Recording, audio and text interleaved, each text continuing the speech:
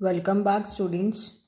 So this video is for the students of class 9th, subject science, chapter number 10, that is gravitation, and this is your lecture number 1. In this lecture we shall discuss what do you mean by gravitation. After that we shall cover universal law of gravitation. So let's start with today's lecture. Gravitation.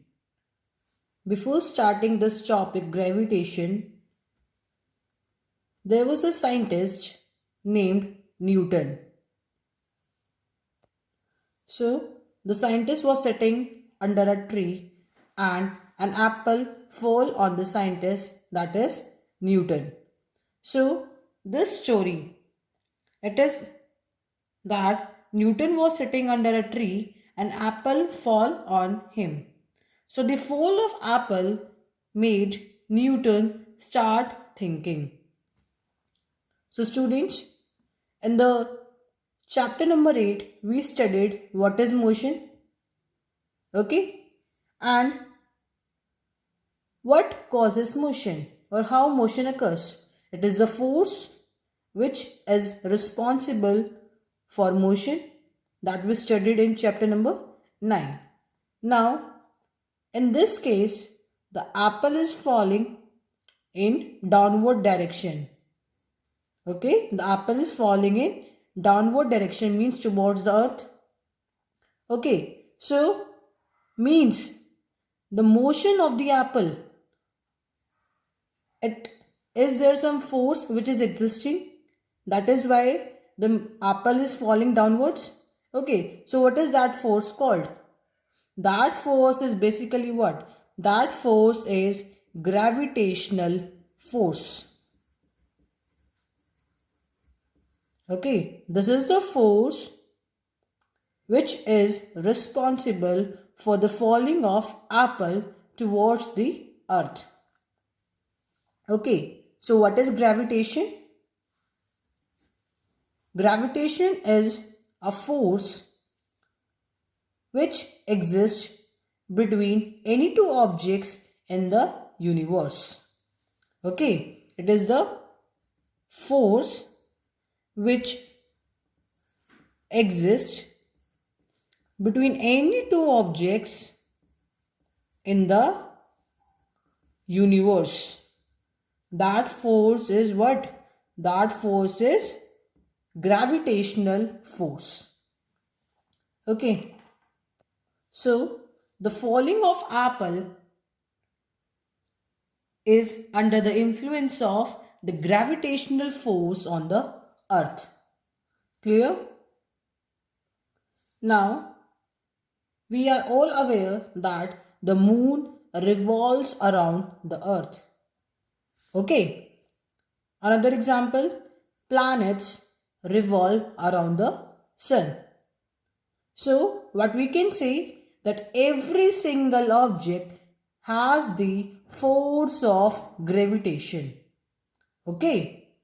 Every single object present in the universe exhibits the gravitational force. Suppose I take these two objects. Okay, so there is a force which is existing between these two objects. Okay, there is gravitational force which is existing between these two objects. So, why does these two objects, they do not attract each other if there is force of gravitation? Okay, the gravitational force is basically force of attraction. So, if these two objects are there, so why these two objects, they do not seem to be attract towards each other?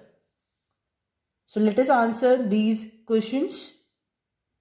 Now, if the moon is revolving around the earth, so why does the moon not collide with the earth?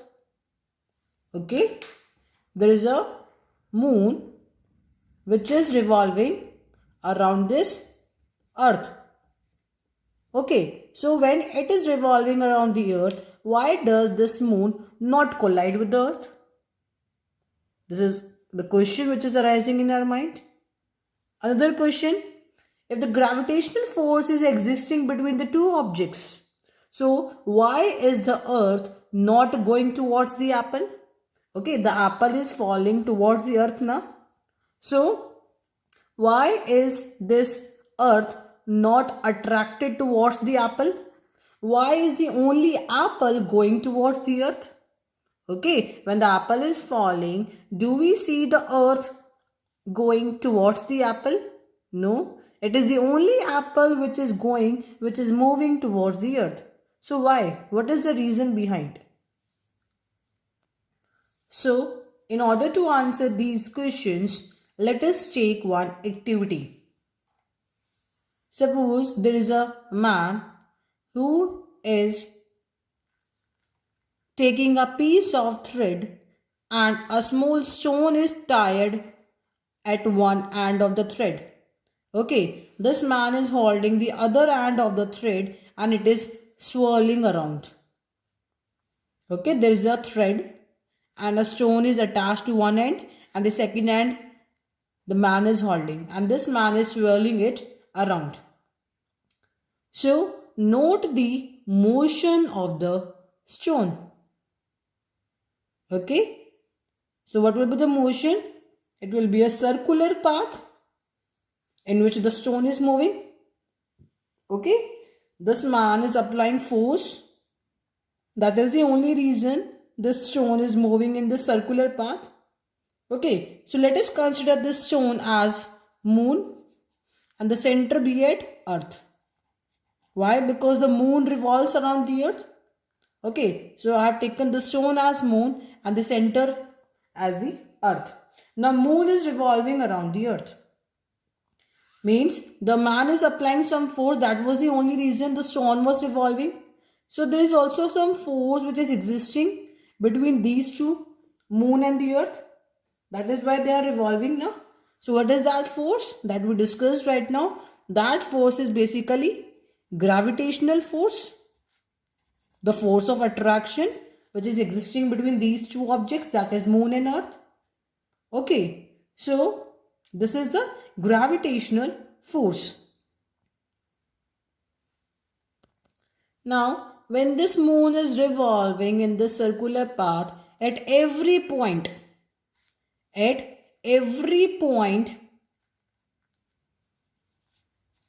is a force which is acting towards the center. Okay, the gravitational force we can say. There is a force which is acting towards the center of the circle. That is why the moon is revolving around the earth. So what is that force called? That force is called as centripetal force. What is centripetal force? A force that acts towards the center. Okay? Centri means center, pital means seeking. Center seeking. Okay, the force which is acting towards the center, that is called as centripetal force. So this is the centripetal force which is responsible for motion of the moon around the earth along the circular path. Okay, the centripetal force is the force which is acting toward the center. That is the reason the moon is revolving around the earth. Okay, that's very simple. Now, if that case person is revolving around, taking a stone and revolving, if that person releases the thread, what will happen? If the thread is released, what will happen? The stone, it will fly off, it will go off. Okay, so why does that stone goes off in outward direction? Why? Why does it move in outward direction? Why does not it move toward the center? Because there is a centripetal force which is acting toward the center. So the stone should move toward the center when the thread is released. So why that stone moves towards the outer surface or outer side? Why? Means there is some force. When there is any substance or any object which is moving in any direction, means there is some force is acting in another direction. So here the stone is moving in outward direction, means there is some force in this direction. That is why the stone is moving outward. So what is that force called? That force is centrifugal force. Okay, this was the centripetal force, the force acting toward the center, which is responsible for the motion of the moon around the earth in circular path. Now there is a centrifugal force. Centri means center, fugal means against the center. Okay, it was towards the center. Centrifugal is against the center. So centrifugal force, it is the reason the stone flies off. And it flies off in a straight line. If the stone is here, it will fly off here. If it is here, it will fly off here. So it will fly a straight line, or we can say tangent to the circle. Okay. So there are two forces, centripetal force which is acting toward the center and centrifugal force which is acting against the center. Now when these two forces, the centrifugal and the centripetal forces, they are equal, the moon, it keeps revolving in its orbit. Okay, because these two forces are equal. So that is why the moon revolves in its circular path, in its orbit. It is not colliding with the earth. It should collide because centripetal force is acting. So why does it not collide? The answer is here. The centrifugal force and the centripetal force, they are equal. So that's why it will not move outward, it will not move inward. It will just keep on revolving in its orbit, in its path, in its circular path. Okay. So what is centrifugal force? A force that acts against the center. So now we have got the answer of our first question. Why does the moon not collide with the earth? Because there is centripetal and centrifugal force acting which are equal in magnitude and opposite to each other, and that's why the moon, it keeps revolving in its own path. It does not move inward, it does not go outward. Now the second question was, if the gravitational force is acting between the two objects, why does the earth not move towards the apple? And why is the only apple going towards the earth? Because, see, what was the second law of motion? Newton's second law of motion. Force is equal to mass into acceleration. That is, F is equal to ma. So calculate m from this equation. What will be m? It will be F by a. Now you know that the mass of earth is greater than mass of apple. Okay, the mass of earth is greater than mass of apple. So if mass is greater, then acceleration will be small, because mass and acceleration, they become inversely proportional. If mass is greater, acceleration will be less, and if mass is less, acceleration will be greater. Both the things are there. Okay? If mass is decreasing, acceleration will increase. If mass is increasing, acceleration will decrease. Now in this case, when the apple is falling towards the earth, so the mass of the earth is greater than mass of apple, so m is greater, means the acceleration on the earth is very less. Okay, that is the only reason that the earth, it does not go towards the apple. And the apple mass is very small. If the mass is small, the acceleration will be more. So that's why apple fall towards the earth. Okay? Are you clear with this? No doubt that the gravitational force is existing between the earth and the apple. When the apple is falling towards the earth, the gravitational force is acting, but that gravitational force is negligible. That's why we do not get to see, it does not seem that the earth is moving towards the apple. Okay, the gravitational force is existing, but it is very, very less. It is negligible almost. Okay, so this was about gravitation. Now, moving on to our next topic, that is universal law of gravitation. Now, what this law states?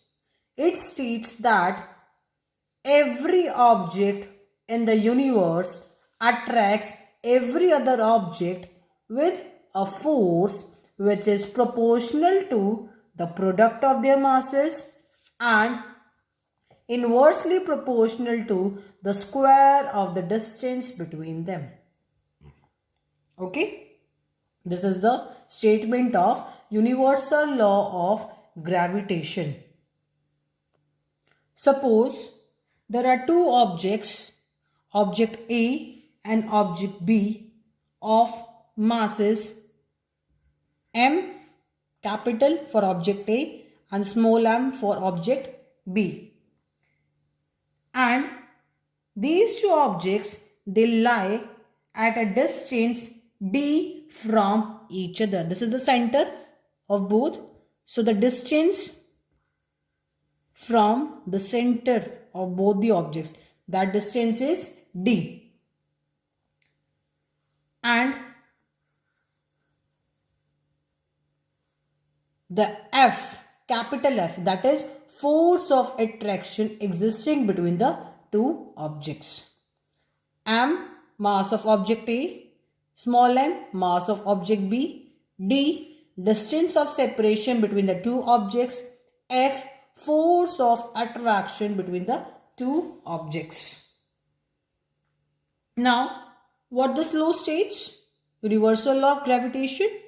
It states that the force, it is existing between the two objects, okay, that is capital F. So this force is directly proportional to the product of their masses. This is the first line that I told you. So this force, it becomes directly proportional to product of masses. Product means multiplication and masses are m and m. So F directly proportional to capital M into small m. Okay? And also this force which is existing between the two objects is inversely proportional to square of the distance between them. Force is F, capital F, that is inversely proportional. It was directly. Now here it is inversely proportional to distance square. Distance is G, so D square. So F is inversely proportional to D square. Okay. So this was the statement of universal law. Now name this equation 1 and this is as equation 2. Now combine these equation 1 and 2. So what you will get? F is directly proportional to capital M into small m divided by D square. Okay. Now remove this proportionality sign. Remove this proportionality sign. F is equal to capital G. Capital G we have taken as constant. In order to remove any proportionality sign, we have to take any constant. Okay. So in this case, we are taking capital G constant. What is capital G? Universal gravitational constant. So F is equal to capital G. Now write same thing. Capital M into small m divided by D square. Okay. So this is the force which is existing between these two objects. F directly proportional to product of their masses, and F inversely proportional to square of the distance between them. Then combine these equation, we will get F directly proportional to mm by d square. Now remove this proportionality sign. F is equal to G mm by d square, where G is universal gravitational constant. So this is the formula, okay, that we derived here. Clear, students? Now this capital G, we need to calculate the SI unit. What will be the unit of it? Now calculate G from this equation. That will be F d square divided by capital M into small m. Okay, that will give the value of G. Okay, so capital G is equal to F d square upon mm. Now, what will be the SI unit? Force. The unit is Newton. Distance meter, it is square, so meter square divided by mass, kg into kg. So that will be Nm2 by kg square. So that we can also write G is equal to Nm square kg inverse square. Okay, so this is the SI unit for G, universal gravitational constant unit. Clear? So this was the SI unit. Now what is the accepted value of G?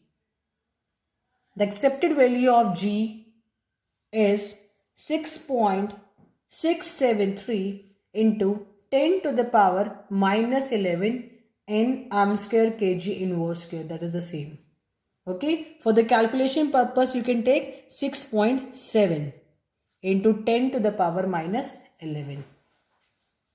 Okay. In the third chapter, we use the Avogadro's constant. So similarly, here we will take the gravitational constant, this 6.7 into 10 to the power minus 11. So this was all about the derivation and the SI unit of G. Now, what is the importance of the universal law of gravitation? Number one, the force that binds us to the earth. Okay, we are standing or we are sitting and the earth is here. So we are standing or sitting. There is a force which is existing between me and the earth, between you and the earth. Okay, so that is the force that binds us to the earth. That is gravitational force. That is the number one importance. Number two, the motion of moon around the earth, that we discussed right now. The moon is revolving around the earth. That is due to gravitational force. Number three, the motion of planets around the sun. Okay, that is also the gravitational force. And number four, the tides which arise due to moon and sun. You are all aware what are tides. You have studied in social science. Tides are the rise and fall of sea levels. So those tides, they are basically caused by the combined effect of gravitational force exerted by the moon and sun. Okay, so these all, they are based on the importance of universal law of gravitation. I hope you are clear with today's lecture. We discussed what is gravitation, what is universal law of gravitation, its derivation part, SI unit of G, and at last the importance of universal law of gravitation. Okay. So what is your homework for today's lecture? Solve example 10.1. It is based on the formula. Then in text question number 1 and 2 given on page number 134 plus exercise question number 1, 3, 4, 5, 6 and 7 of NCERT book. Okay, these all questions, they are based on just one formula. F is equal to GMM by D square. Okay, so that's it for today's lecture. Thank you.